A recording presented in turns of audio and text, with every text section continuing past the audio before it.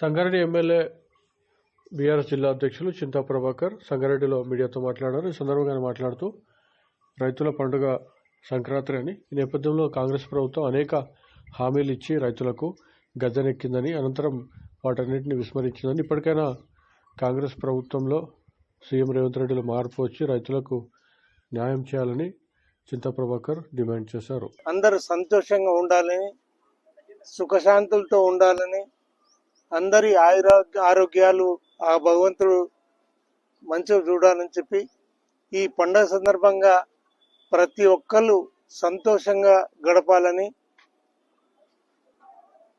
మీ అందరికీ సంక్రాంతి శుభాకాంక్షలు తెలియజేస్తూ, మరి ఈ సంవత్సరం కూడా మొత్తం సంవత్సరం కూడా రైతులు ఆనందంగా ఉండాలి.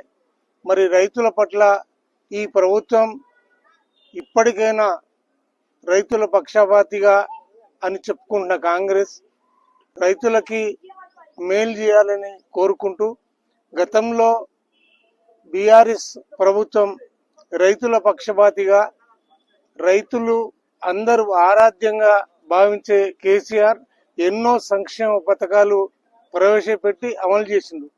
మరి మీరు ఉచిత వాగ్దానాలు, ఉచిత మాటలు చెప్పి కాలయాపన చేస్తూ కటింగ్ల పర్వం కొనసాగిస్తున్నటువంటి ఈ తరుణంలో దేవుడు వాళ్ళకి మంచి బుద్ధిని ప్రసాదించాలని మనస్ఫూర్తిగా కోరుకుంటూ, జై తెలంగాణ.